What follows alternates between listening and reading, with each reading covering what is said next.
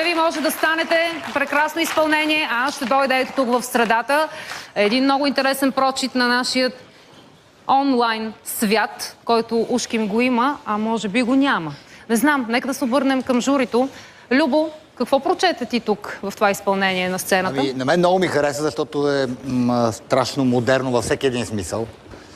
Защото живеем в един свят вече, когато искаш да смениш канала на телевизията и пишеш в Google къде е дистанционното.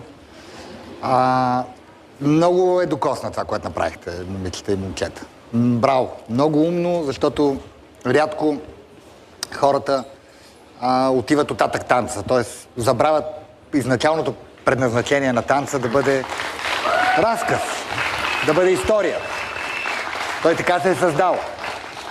Като история, която някой разказва на другите и им показва. А вие точно това направихте по един блестящ начин. Разказахте